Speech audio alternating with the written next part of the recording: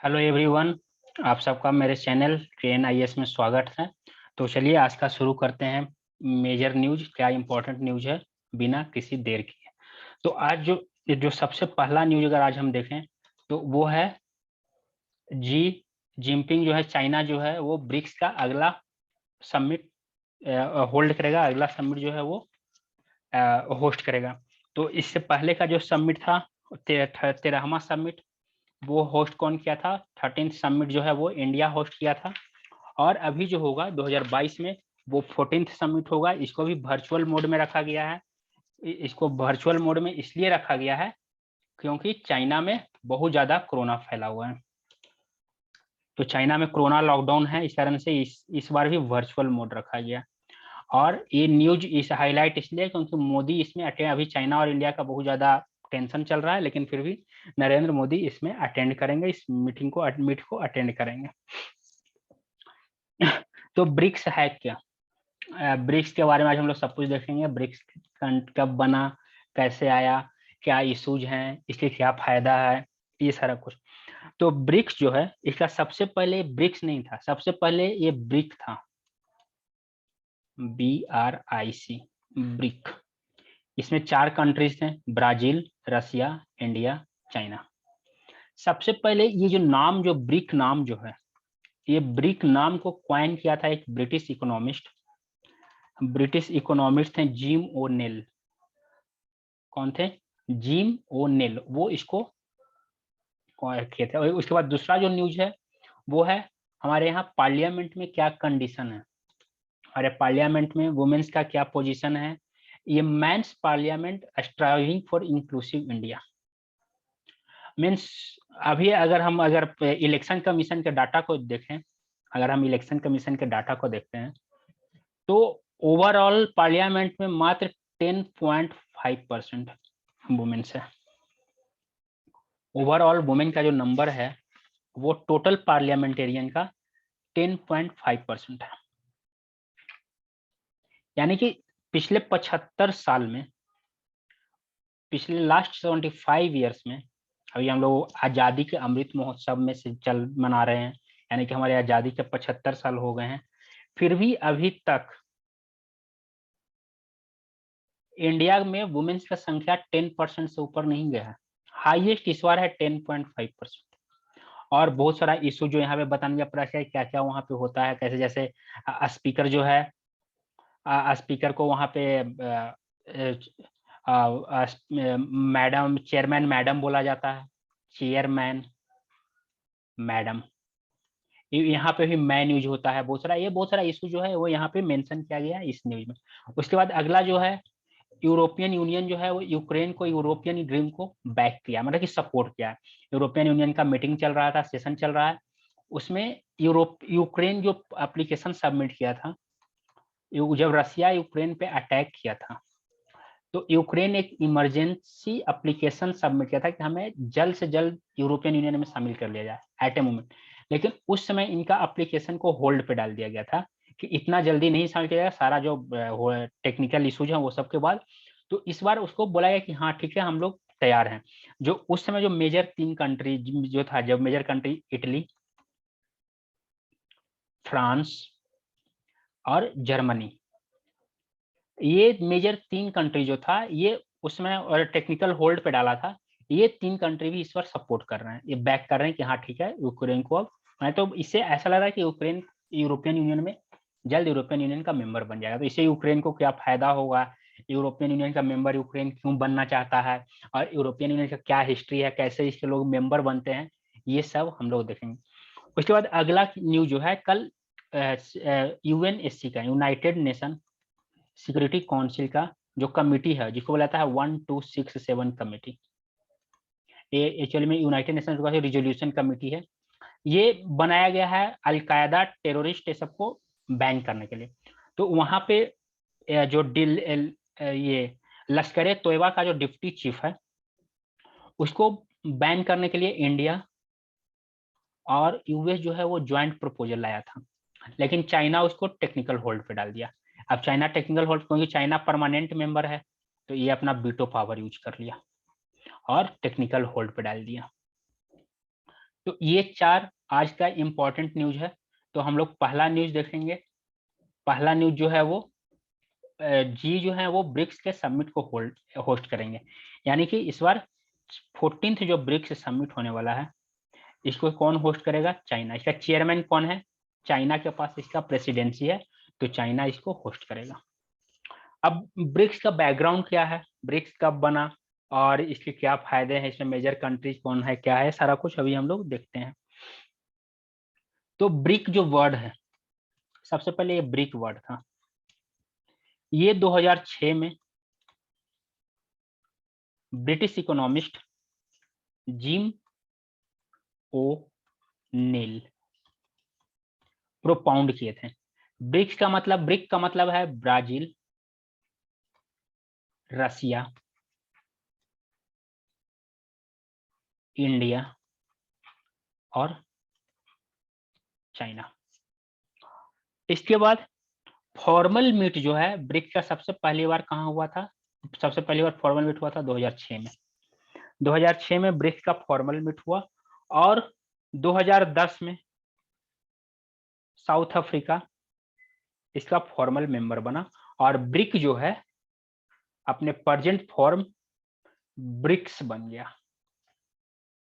यानी कि अब इसमें टोटल 5 कंट्री हो गए। तो अगर हम ब्रिक्स के कैपेसिटी देखें तो ये टोटल वर्ल्ड के 30% टेरिटोरी को कवर करता है। ऑब्वियस सी बात है, दुनिया का सबसे बड़ा जो कंट्री एरिया वाइज रसिया इसका मेंबर है। ये 41% ग्लोबल पॉपुलेशन को कवर करता है। सिर्फ ये 5 कंट्री जो हैं वो पूरे वर्ल्ड के पॉपुलेशन के 41% कवर करते हैं। ऑब्वियस सी बात है, 2 largest populated country India plus China इसके मेंबर हैं। ये वर्ल्ड के 24% जीडीपी को कवर करता है ये पांचों कंट्री, और वर्ल्ड के 16% ट्रेड को कवर करता है ये 5 कंट्री। इससे इसका इंपॉर्टेंस पता चल जाता है और ये पांचों कंट्री अपने आप में इंपॉर्टेंस है। अगर हम रसिया, इंडिया और चाइना का बात करें तो ये तीनों का स्ट्रेटेजिकली कितना इंपॉर्टेंस है वर्ल्ड लेवल पे हम लोग जानते हैं। उसके बाद ब्राजील का अगर हम बात करते हैं तो ब्राजील नेचुरल रिसोर्सेज जैसे वहाँ पे फॉरेस्ट सब है, ये सब के लिए वो फेमस है। साउथ अफ्रीका भी अपने आप में फेमस, लेकिन ये सब के साथ इन लोगों का बहुत इशूज भी होता है। और हम लोग देखेंगे ब्रिक्स का इनिशिएटिव्स क्या है, ब्रिक्स का भी इम्पोर्टेंस क्या है और ब्रिक्स का चैलेंजेस क्या है, क्या होना है, और ब्रिक्स का ये चैलेंजेस को कैसे सॉर्ट आउट किया जाना चाहिए, ये सब कुछ हम लोग अभी देखते हैं। तो बैकग्राउंड तो हम लोग को समझ में आ गया। तो ये 2006 में 2000 सबसे पहले 2001 में इसका ब्रिक्स वर्ड को क्वाइन किया गया था, 2006 में इसका फॉर्मल मीट हुआ और 2010 में साउथ अफ्रीका इसका मेंबर बना। एक्चुअली में बोला जाता है कि ब्रिक्स जो है ये 2008 का जो इकोनॉमिक क्राइसिस आया था उसी के बाद ये ज्यादा और फॉर्मल ये बन गया, क्योंकि उस समय जो कंट्रीज थे वर्ल्ड डेवलप्ड कंट्री वो सारे इकोनॉमिक क्राइसिस में चले गए थे। ब्रिक्स का जो सबसे इम्पोर्टेंट इनिशिएटिव हुआ वो क्या है? सबसे जो इम्पोर्टेंट इनिशिएटिव ब्रिक्स का है वो है एनडीबी। इसको ब्रिक्स बैंक भी बोला जाता है और इसका जो फॉर्मल नाम है वो है न्यू डेवलपमेंट बैंक, एनडीबी। इसका हेडक्वार्टर संघाई में है, इसका हेडक्वार्टर संघाई में है और ये बना है 2014 में फोर्टलेजा डिक्लेरेशन से। फोर्टलेजा डिक्लेरेशन जो हुआ था, फोर्टलेजा ब्राजील में है, ब्राजील में जो फोर्टलेजा डिक्लेरेशन हुआ उसी से ये अस्तित्व में आया न्यू डेवलपमेंट बैंक। तो न्यू डेवलपमेंट बैंक क्यों इंपॉर्टेंट है? तो जैसे अगर हम इसको वर्ल्ड बैंक या एशियन डेवलपमेंट बैंक हुआ, वर्ल्ड बैंक हुआ, ये सबको देखें तो यहाँ पे जो वोटिंग राइट होता है वो शेयर पे आधार पर मिलता है।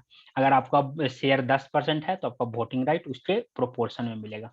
लेकिन यहाँ पे ऐसा नहीं है, यहाँ पे आपका वोटिंग राइट कुछ भी हो, आपका शेयर होल्डिंग कुछ भी हो, आपका वोट एक है, आपको वोट का वैल्यू 1 है।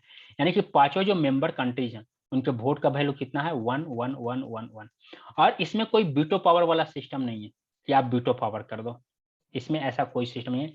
जैसे वर्ल्ड बैंक में जो डेवलप्ड कंट्री यूएस है, यूएस के पास बीटो पावर आ जाता है, उसके पास इतना ज्यादा उसका शेयर होल्डिंग है कि वो यूएस पावर यूज कर देता है वर्ल्ड बैंक में, तो ये इसमें नहीं है।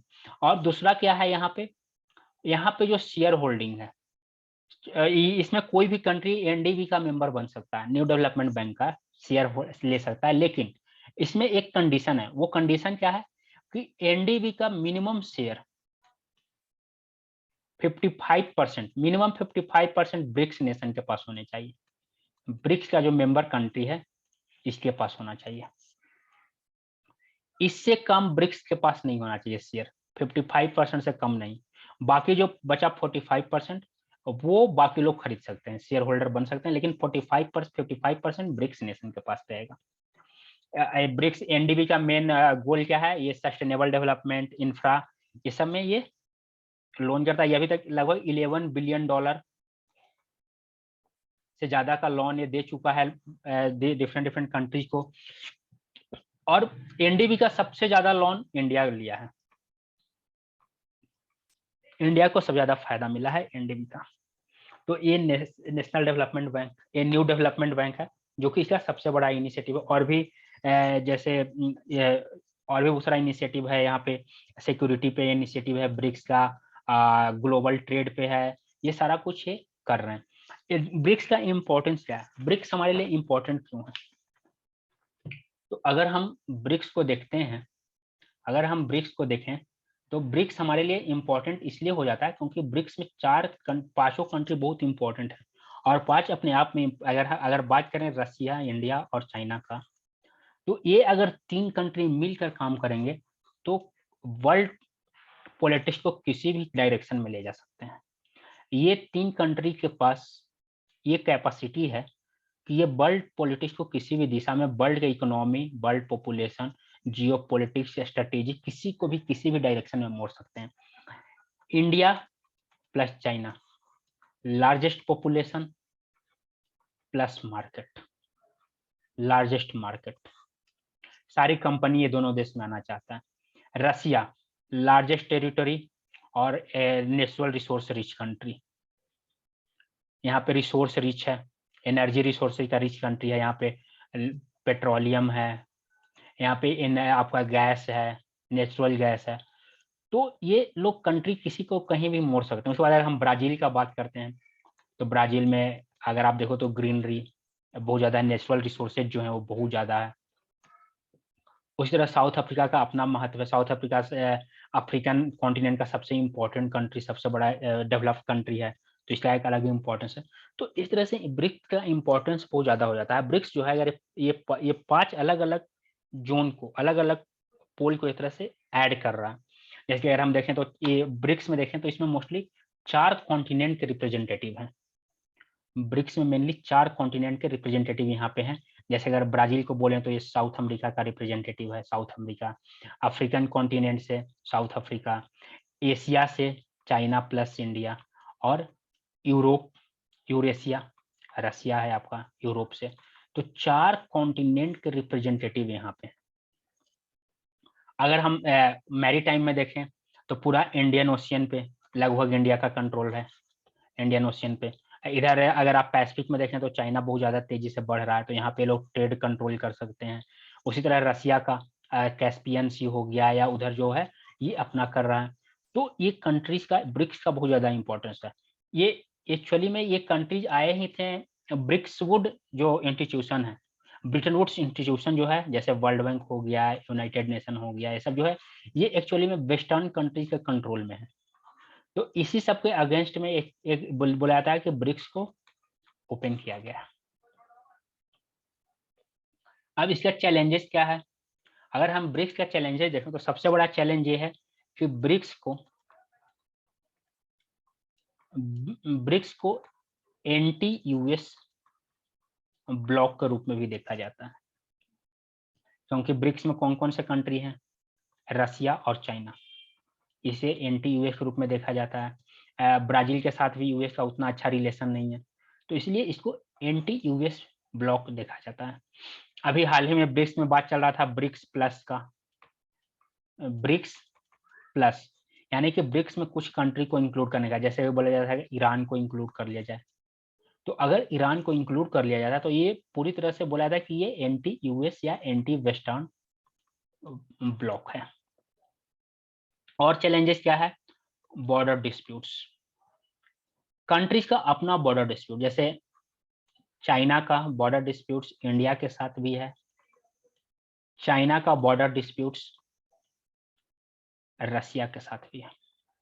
तो ये एक बहुत बड़ा इशू बन जाता है आपस में ट्रस्ट का। इससे क्या है, इन कंट्रीज में ट्रस्ट डेफिसिट है,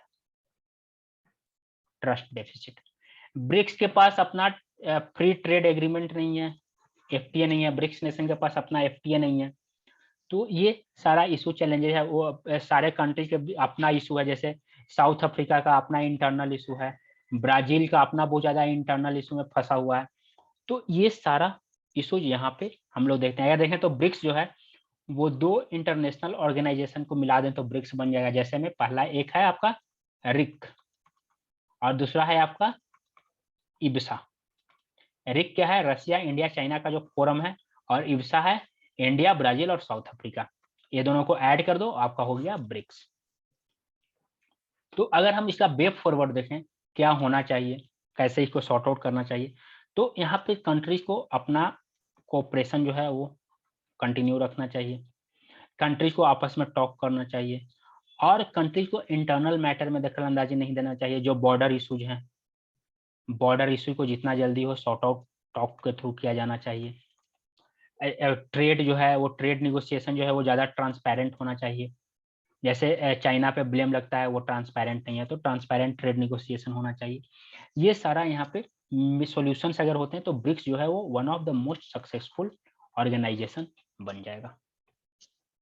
ठीक है, आई होप समझ में आ गया होगा। इसके बाद हम लोग अगला जो न्यूज है वो है रिप्रेजेंटेटिव इश्यूज पे, कि वुमेन का रिप्रेजेंटेशन कितना है या वुमेन का पार्टिसिपेशन कितना है लॉ मेकिंग में। अभी भी इंडिया में जो वुमेन्स का पार्टिसिपेशन है वो बहुत कम है, और ऐसा क्यों है, इतना कम पार्टिसिपेशन क्यों है, ये सारा कुछ यहाँ पे देख सकते हैं हम लोग कि क्यों है, इसका रीजन क्या है। तो अगर हम पहला अपना फर्स्ट पार्लियामेंट को देखें, फर्स्ट पार्लियामेंट सेशन जो हम लोग का हुआ था, पहला पार्लियामेंट सेशन 1952 में हुआ था। उस समय वुमेन का पार्टिसिपेशन 5.5% था।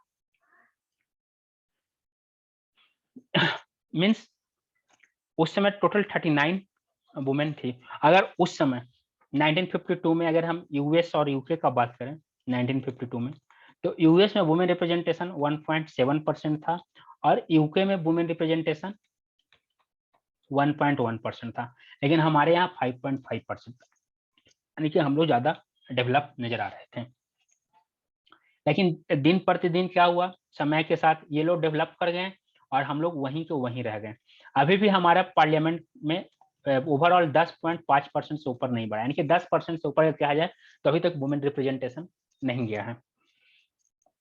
इलेक्शन कमीशन के अनुसार 2021 के इलेक्शन कमीशन के डाटा के अनुसार, अगर हम इलेक्शन कमीशन का डाटा देखते हैं तो 2021 में जो इलेक्शन उसका जो डाटा है उसके अनुसार 14.44% वुमेन्स हैं total seats in Lok Sabha. Lok Sabha के टोटल सीट का 14.44% है। अगर हम ओवरऑल पार्लियामेंट का बात करें तो 10.5% टोटल पार्लियामेंट का, यानी कि इसमें कौन आ जाएगा, लोकसभा प्लस राज्यसभा। तो इसी तरह से अगर एमएलए की बात करें तो ओवरऑल पूरे इंडिया में टोटल एमएलए के वुमेन पार्टिसिपेशन कितना है, सिर्फ 9%। टोटल के प्रेजेंटेशन का सिर्फ 9% वुमेन प्रेजेंटेशन है। इसके अलावा और भी बहुत सारा इश्यूज यहाँ पे प्रेजेंट किया गया है कि जो इंडिया का जो लार्जेस्ट लॉ मेकिंग इंस्टीट्यूशंस है वहां पे अगर ये सारा कुछ एरर होगा तो आगे कैसे होगा। जैसे यहाँ पे बोला था कि वहाँ पे जितने जो हैं वो सब स्पीकर, जब लेडी स्पीकर थी, फीमेल स्पीकर थी, जैसे कि हमारे पिछले स्पीकर कौन थी, सुमित्रा महाजन थी, सुमित्रा महाजन। उससे पहले मीरा कुमार थी, मीरा कुमार भी स्पीकर रही, सुमित्रा महाजन। तो यहाँ पे जो लॉ मेकर्स हैं उनका माइंडसेट नहीं बदला, उनका माइंडसेट यहाँ पे वो नहीं बदला, वो इनको अभी भी मैडम सर जैसा लैंग्वेज, यानी कि सर यूज करना है, या चेयरमैन मैडम, चेयरमैन मैडम, इस तरह का वर्ड यूज किया जाता है। फिर भी इस तरह का वर्ड यहाँ पे यूज किया जाता है वुमेन स्पीकर के साथ। तो ये बहुत, और इवन कि जब स्पीकर का जो आंसर्स आता है वो सब पे भी ही या सी लिखा हुआ है, तो उसमें ही पे टिक लगाया हुआ है। स्पीकर इज वुमेन बट टिक लगाया हुआ है ही पे। तो ये सारा एरर ये सब के बारे में बताया कि अभी भी जो यहाँ पे जो इशू चल रहा है वो अभी भी सॉर्ट आउट नहीं हुआ। हम लोग अभी भी यहाँ पे पार्लियामेंट में इंक्लूसिव इंडिया नहीं बना, पार्लियामेंट इंक्लूसिव अभी नहीं बना है। और जैसे कि इसमें सुप्रीम कोर्ट का एक जजमेंट आया था, सुप्रीम कोर्ट अपना जजमेंट जो था national legal service authority versus union of India 2014, इसमें सुप्रीम कोर्ट ने जजमेंट दिया था कि आप प्रॉपर वे में जेंडर आइडेंटिटी दोगे सारे जगह पे। जैसे आप यूज करोगे सी, हर, ही, हिज, दे, देम, मीन्स आप प्रॉपर वे में फीमेल का प्रेजेंटेशन दिखाओगे हर जगह पे। लेकिन ये अभी भी पार्लियामेंट में ये यूज नहीं होता है, पार्लियामेंट में ये इशू बना हुआ है। और हमारे यहाँ वुमेन्स रिप्रेजेंटेशन जो है वो बहुत कम है। वर्ल्ड लेवल पे अगर देखा जाए तो वर्ल्ड लेवल पे वुमेन रिप्रेजेंटेशन जो है वो मोस्टली 24.6% है, लेकिन इंडिया में मात्र 10.5% है, जो कि हम अपने आप को वर्ल्ड का लार्जेस्ट डेमोक्रेसी बोलते हैं, वर्ल्ड लार्जेस्ट डेमोक्रेसी है। लेकिन फिर भी एक कंडीशन, इतना कम रिप्रेजेंटेशन के पीछे इशू क्या है? बहुत सारे रीजंस हैं। तो सबसे पहला रीजन तो क्या है? सोशल कंडीशन, सोशल जो स्ट्रक्चर है हमारा हमारा सोसाइटी क्या है? पैट्रियार्की सोसाइटी है। इसमें बहुत है, अगर कोई वुमेन चुनाव ऐसा लड़ने के लिए बोलेगी तो उनको सपोर्ट नहीं मिलेगा वगैरह वगैरह। फिर जैसे कि आपका है जो जेंडर स्टीरियोटाइप, इसको हम बोल सकते हैं। लैक ऑफ पॉलिटिकल जो करेज है, इंकरेजमेंट है, वो ज़्यादा पॉलिटिक्स में आना नहीं चाहते हैं। और ऊपर से और क्या इशू है, अगर वो पॉलिटिक्स में आ गई, वो अगर रिप्रेजेंटेटिव का इलेक्शन जीत भी गई, तो उनका सारा काम उनका हस्बैंड या उनके घर का कोई जेंट्स देखेगा, मेल करेगा। ये भी इंडिया में बहुत बड़ा इशू है। तो ये सारा इशू यहाँ पे देखने को मिलता है। उनको वर्क और फैमिली दोनों को मेंटेन करना पड़ता है, तो ये भी बहुत बड़ा इशू है। तो ये सारे इशू यहाँ पे देखा गया। इसका एक, जैसे अभी भी अगर हमारे सारे जो पॉलिटिकल पार्टीज हैं वो बात करते हैं वुमेन एम्पावरमेंट का, वुमेन एम्पावरमेंट का बात करते हैं, लेकिन वुमेन रिजर्वेशन बिल जो है वो 2008 से पार्लियामेंट में पेंडिंग पड़ा हुआ है। इस वुमेन रिजर्वेशन बिल में क्या है? वुमेन रिजर्वेशन बिल में है 1/3 सीट वुमेन के लिए रिजर्व करना, वुमेन के लिए रिजर्व करना। लेकिन अभी तक सारे पार्टी बोलेंगे वुमेन एम्पावरमेंट, लेकिन अभी तक कोई इस बिल को पास नहीं किया। 2008 से अगर कांग्रेस बोलती है कि हम वुमेन एम्पावरमेंट का बात करते हैं, बीजेपी ये बिल लटकाई हुई है, तो ऐसा नहीं है। 2008 से 2014 तक कांग्रेस का गवर्नमेंट था, ये भी इस बिल को पास नहीं किए। 2014 से अभी बीजेपी का है, ये भी बहुत वुमेन एम्पावरमेंट का बात करते हैं, नारी सशक्तिकरण, लेकिन अभी भी ये इस बिल को पास नहीं किए, इस बिल को ये नहीं लाए हैं। तो इससे आप पॉलिटिकल, ये लोग का वही है जो सोशल स्ट्रक्चर है, ये लोग सोशल स्ट्रक्चर में चेंजेस करने से डर रहे हैं कि कहीं इनका वोट बैंक ना चला जाए। जो इसी ये वोट बैंक जो पॉलिटिक्स है, ये इसका सबसे बड़ा इशू बन रहा है। और क्या इशू है? जैसे अगर पंचायत इलेक्शन है, पंचायत में 1/3 रिजर्वेशन वुमेन्स को मिला हुआ है। तो हम लोग हमेशा एक वर्ड सुनते हैं, मुखियापति, मुखियापति या पंचायतपति, पंचायतपति मीन्स सीट रिजर्व हुआ वुमेन के लिए, वुमेन सीट जीत गई, लेकिन वो कभी पंचायत ऑफिस तक नहीं आएगी, काम करने तक नहीं आएगी। काम कौन करेगा? उसका हस्बैंड। जैसे इस पे एक सीरियल भी आ चुका है जिसमें हम लोग मेंशन कर सकते हैं कि वो जो रियलिटी है, जो अगर हम पंचायत एक सीरीज है, इसमें दिखाया गया है पंचायत पति का प्रधानपति, प्रधानपति को दिखाया गया है कि कैसे एक प्रधान जो रहती है वो प्रधान कभी इवन की पंचायत ऑफिस नहीं आती है, सारा काम उसके हस्बैंड करते हैं, उनको ही लोग प्रधान जी बोलते हैं। उनके वाइफ के बारे में बहुत लोग जानता भी नहीं है कि वो प्रधान है। तो ये सारा इशू इंडियन पॉलिटिक्स में है। इसमें जरूरत क्या है, अगर हम सॉल्यूशन की बात करें, तो जो वुमेन जो लोकल लेवल पे जो मुखिया बन रही है, सरपंच बन रही है, ये सबको आगे पुश करने की जरूरत है। जो मेन स्ट्रीम पॉलिटिशियंस हैं, उनको इन लोग को पुश करने, इन लोग को आगे पुश करने की जरूरत है।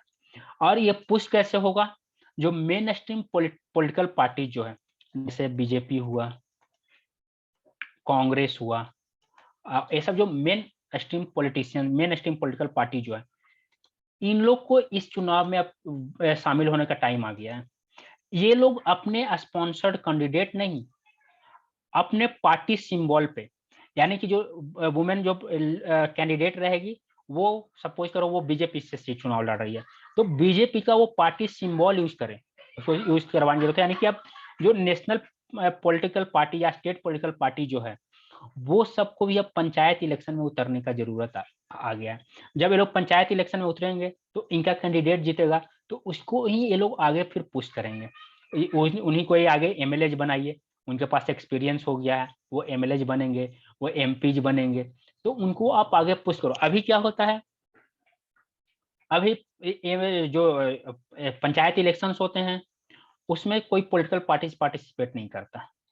तो इससे क्या होता है कि ये लोग को आगे, जो ये लोग जो विधायक, जो मुखिया बनी, सरपंच बनी, इन लोग को कोई आगे पुश नहीं कर पाता है, इन लोग को आगे पुश नहीं मिल पाता है, तो ये लोग वहीं का वहीं रह जाती है। तो ये भी एक इशू है, यहाँ पे हम लोग कर सकते हैं। दूसरा क्या है, पॉलिटिकल पार्टीज को खुद से इनिशिएटिव लेना होगा, और और उनको एक नियम बना लें कि हम 1/3 या 1/4, मिनिमम 1/3 सीट्स जो है वो हम वुमेन को देंगे, वो हम वुमेन्स को देंगे। जैसे इसका एक बहुत बड़ा एग्जांपल उड़ीसा के जो पॉलिटिकल पार्टी हैं, उड़ीसा का political party Biju Janata Dal, BJP जो है, ये क्या अनाउंस कर दिए कि हम 50% सीट्स मोस्टली वुमेन्स को देंगे। बहुत अच्छा इनिशिएटिव है ये, देखा जाए तो इससे वुमेन्स को पुश मिलेगा। लेकिन हाँ, इस पे ये भी ध्यान देना है कि जो वुमेन जीत रही है वो काम करे, उसको आप इंकरेज करो, उसको आप अवेयर करो, उसको सिखाओ, ट्रेंड करो, तभी ये सारा कुछ होगा। और ये जब तक खुद से इनिशिएटिव ये लोग पॉलिटिकल पार्टीज नहीं लाएंगे, नहीं होगा। जैसे वेस्टर्न कंट्रीज में अब क्या देखा जाता है, वुमेन इक्वलिटी सारे पॉलिटिकल एरेना पे, और कहीं कहीं पे जेंडर न्यूट्रल मिनिस्ट्री काउंसिल्स बनता है, जहाँ पे इक्वल नंबर ऑफ मेल और फीमेल मिनिस्टर्स रहेंगे। तो ये सारा कुछ यहाँ भी अब करने की जरूरत है, इनिशिएटिव लेने की जरूरत है। यही यहाँ पे बताया गया है कि ये सारा अभी भी हमारे यहाँ बहुत हम लोग पीछे क्या हैं, लैग कर रहे हैं ये सारे चीजों में, तो इसकी जरूरत है। इसके बाद अगर हम अगला न्यूज देखें तो ये है यूरोपियन यूनियन का। जो यूरोपियन यूनियन जो है वो यूक्रेन का जो मेंबरशिप का जो एप्लीकेशन डाला था, उसको वो बैक कर रहे हैं, बोल रहे हैं कि ठीक है हम इसको सपोर्ट कर सकते हैं। तो यूरोपियन यूनियन का जो हिस्ट्री है, हम लोग पहले यूरोपियन यूनियन का हिस्ट्री देखते हैं, यूरोपियन यूनियन बना कैसे, कब बना। तो यूरोपियन यूनियन जो है वो डायरेक्ट यूरोपियन यूनियन नहीं बना है, इसके पीछे बहुत सारा प्रोसेस है, इसी के बेसिस पे यूरोपियन यूनियन जो है बना है। सबसे पहले यूरोपियन यूनियन जो है वो 6 कंट्रीज मिलकर European coal and steel communities बनाए थे। क्या बनाए थे, European coal and steel community, ECSC। इसमें टोटल 6 कंट्रीज हैं, और ये बना था 1952 में। ये ट्रीटी ऑफ पेरिस है, ट्रीटी ऑफ पेरिस। इसमें कंट्रीज थे Belgium, Germany, Italy, Luxembourg, France and Netherland. ये टोटल कंट्रीज ये सारे थे, और इससे ये ट्रीटी ऑफ पेरिस से ये बना था। इसके बाद यहीं पे एक यूरोपियन कोर्ट ऑफ जस्टिस बना, यूरोपियन कोर्ट ऑफ जस्टिस, ये भी सेम ट्रीटी से आया। इसके बाद 1957 में यूरोपियन ट्रीटी यूरेटम ट्रीटी हुआ, यूरेटम ट्रीटी। ये हुआ 1957 में। और इसमें क्या आया, European atomic energy committee, European atomic energy committee. इसके बाद यूरोपियन इकोनॉमिक ट्रीटी हुआ किसमें, ये 1957 में। 1957 में क्या आया, यूरोपियन इकोनॉमिक ट्रीटी। ये आया था रोम ट्रीटी से, रोम ट्रीटी से। और ये 2007 में जब लिस्बन ट्रीटी हुआ तो ये सीज हो गया। इसका मीन्स अब टाइम पीरियड खत्म हो गया और एक नया ट्रीटी आ गया 2007 में, वो लिस्बन ट्रीटी। तो इस तरह से धीरे धीरे आगे बढ़ते हुए जो सबसे लेटेस्ट ट्रीटी जो हुआ है यूरोपियन यूनियन का, वो है लिस्बन ट्रीटी। इसी ट्रीटी में एक क्लॉज रखा गया कि कोई भी यूरोपियन यूनियन को लीव कर सकता है, यानी कि जो भी फाउंडर मेंबर हैं या पुराने मेंबर हैं वो यूरोपियन यूनियन को लीव कर सकते हैं। और इस ट्रीटी के क्लॉज को यूज करने वाला सबसे पहला कंट्री कौन बना, ब्रिटेन, जिसको कि हम लोग ब्रेग्जिट बोलते हैं, ब्रिटेन जो इससे एग्जिट किया था। तो यूरोपियन यूनियन जो है वो अपने रियल फॉर्म में आया था मैस्ट्रिक्ट ट्रीटी। कौन से मैस्ट्रिक्ट ट्रीटी से आया था, जो कि 1992 में हुआ था। मैस्ट्रिक्ट ट्रीटी ये हुआ था 1992 में। इसी से यूरोपियन यूनियन अपना प्रॉपर फॉर्म में आया था। यूरोपियन यूनियन का बहुत सारा पार्ट है। जैसे अगर हम यूरोपियन यूनियन का पार्ट देखें तो सबसे पहले एक नेशनल लीडर्स का एक होता है जिसको बोलते हैं यूरोपियन यूनियन काउंसिल। ये यूरोपियन काउंसिल होता है जो नेशनल लीडर्स इसमें होते हैं। इसके बाद यूरोपियन पार्लियामेंट होता है। पार्लियामेंट में यूरोपियन सिटीजन जो होते हैं वो डायरेक्ट इलेक्शन से चुन कर लाते हैं। उस तरह काउंसिल ऑफ यूरोपियन यूनियन होता है, जैसे कि काउंसिल ऑफ स्टेट होता है। काउंसिल ऑफ स्टेट में स्टेट के रिप्रेजेंटेटिव होते हैं। इसी तरह यहाँ पे यूरोपियन यूनियन कंट्रीज के रिप्रेजेंटेटिव होते हैं। Ministers from European member state जो होते हैं वो अपने कंट्रीज को यहाँ पे रिप्रेजेंट करते हैं। यहाँ पे ये पीपुल्स है, ये लोग पीपुल्स को रिप्रेजेंट करते हैं। ठीक है, इसके बाद क्या होता है, इसके बाद है आपका काउंसिल ऑफ यूरोपियन यूनियन जो सारा कुछ डिसाइड करता है। फिर यूरोपियन यूनियन एक कमीशन है। यूरोपियन कमीशन क्या करता है, वो यूरोपियन यूनियन एग्जीक्यूटिव बॉडी है, क्योंकि सारा को जो यहाँ पे जो बनता है इसमें उसको वो एग्जीक्यूट करवाता है। तो ये सारा इसका स्ट्रक्चर है। इसके बाद यूरोपियन कोर्ट ऑफ जस्टिस है जो इंटरप्रिटेशन और आर्बिट्रेशन ये सबको देखता है। तो ये सारा इसका स्ट्रक्चर है यूरोपियन यूनियन का। यूरोपियन यूनियन का द काउंसिल ऑफ यूरोप जो है वो इंटर गवर्नमेंटल ऑर्गेनाइजेशन है और वो किस पे फोकस करता है, promotion of human rights, democracy and rule of law. इसमें नॉन ईयू मेंबर्स भी होते हैं। उसके बाद यूरोपियन काउंसिल है। यूरोपियन काउंसिल क्या करता है, हेड ऑफ स्टेट और गवर्नमेंट जो होते हैं उनको ये रिप्रेजेंट करते हैं। इसके जब मीटिंग को समिट बोला जाता है। फिर काउंसिल ऑफ यूरोपियन यूनियन है। काउंसिल ऑफ यूरोपियन कौन है, मेंबर स्टेट के रिप्रेजेंटेटिव होते हैं जो कि डिसीजन मेकिंग में और ये सब में हेल्प करते हैं मेंबर स्टेट को, यूरोपियन यूनियन को। अगर हम यूरोपियन यूनियन के प्रेजेंट फॉर्म को देखें तो यूरोपियन यूनियन में टोटल 27 मेंबर हैं। पहले 28 था, पहले 28 था। ब्रेग्जिट के बाद अभी 27 हो गया। तो ये 27 कंट्री हैं, जिसमें ये जो ब्लू से है ये करंट मेंबर हैं। अगर ये ऑफिशियल कैंडिडेट जो कि मे बी कैंडिडेट हैं जो कि बनना चाहते हैं उसके मेंबर, ये रिकॉग्नाइज्ड हुए हैं। पोटेंशियल कैंडिडेट से थोड़ा पुराना है, ये भी अभी कैंडिडेट बना हुआ है। और रिसेंटली डिपार्टेड में कौन है, अभी अभी बाहर हुआ है, ये यूनाइटेड किंगडम। तो कोई भी कंट्री यूरोपियन यूनियन का मेंबर कैसे बनता है, तो सबसे पहले उसको क्या करना पड़ता है, उसको अपना एप्लीकेशन सबमिट करना होगा। कंट्री अपना एप्लीकेशन सबमिट करेगा। अब कमीशन जो है उसको ओपिनियन सबमिट करेगा। कमीशन सबमिट करेगा ओपिनियन एप्लीकेशन पे। अब यू मेंबर स्टेट जो है वो अनएनिमसली यानी कि कॉन्शस बेस्ड होता है। कोई भी अगर एक कंट्री इस पे नो बोल देगा तो वो होल्ड पे आ जाएगा, वो नहीं होगा। ग्रांट करते हैं कंट्री को कैंडिडेट स्टेटस। जब कंडीशन सारा मेट हो जाता है, मिल जाता है, तो निगोशिएशन स्टार्ट होता है मेंबर कंट्री के साथ।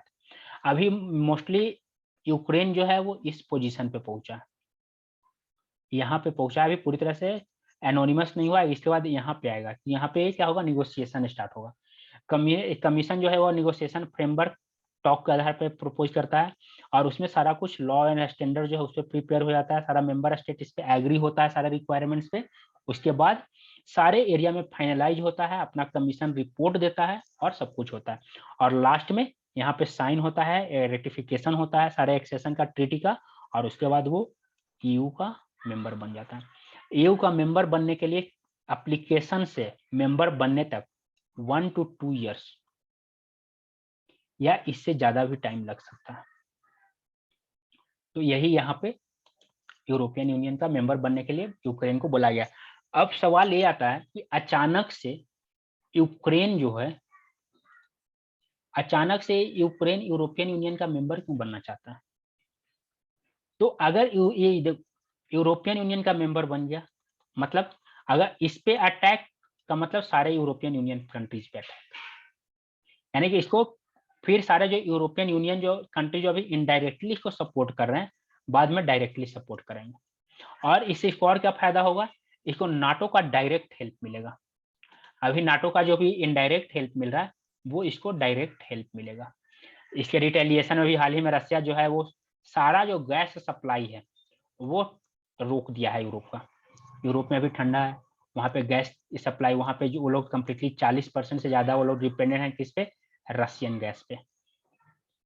अब रसिया वहाँ पे गैस सप्लाई रोक दिया इसके रिटेलिएशन में। तो ये सब एक बहुत बड़ा इशू वहाँ पे ये लोग बन रहा है। और यूक्रेन जो है वो यूरोपियन यूनियन का मेंबर बनने के लिए परेशान है, क्योंकि अगर वो यूरोपियन यूनियन का मेंबर बन जाता है तो इसको इनसे फाइनेंशियल हेल्प मिलेगा, डिफेंस हेल्प मिलेगा, टेक्नोलॉजिकल हेल्प मिलेगा, और ये सिक्योर्ड हो जाएंगे। फिर रसिया इन पे अटैक करने के बारे में नहीं सोच पाए, क्योंकि ये सारे कंट्रीज इनको फिर एक साथ सपोर्ट करेंगे। तो इसीलिए यूक्रेन जो है वो नाटो का मेंबर बनने के लिए, यूरोपियन यूनियन का मेंबर बनने के लिए परेशान है। अभी हाल ही में इधर के जो कुछ कंट्री हैं, जैसे फिनलैंड हुआ, स्वीडन हुआ, ये सब कंट्री जो है वो क्या बोल रहे हैं कि हम नाटो का मेंबर बने, क्योंकि इनको अब किसी को रसिया पे ट्रस्ट नहीं रहा। इनको लग रहा है कि रसिया किसी पे कभी भी अटैक कर सकता है, क्योंकि ये सब पहले रसिया का पार्ट था। अब इन लोग को लग रहा है कि रसिया कभी भी इन सब पे अटैक करके इन सबको ये आपस में मिला सकता है। तो इसी कारण ये परेशान है, और इसके मेंबर बनने के बाद ये लोग, ये यूक्रेन जो है वो ज्यादा सिक्योर्ड हो जाएगा, और इसको ज्यादा जो अभी जैसे अभी यूक्रेन में पूरी तरह से इतना तबाही हो गया है, इतना बर्बादी हुआ है, तो इनको अपना बैकअप करने में ज्यादा हेल्प मिलेगा, ज्यादा इनको फाइनेंशियल सपोर्ट मिलेगा फिर से अपने आप को बनाने में, रिबिल्ड करने में।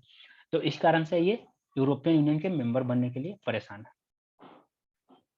इसके बाद जो आज का लास्ट न्यूज जो है, आज का लास्ट न्यूज है, चाइना जो है वो फिर से टेक्निकल होल्ड डाल दिया है।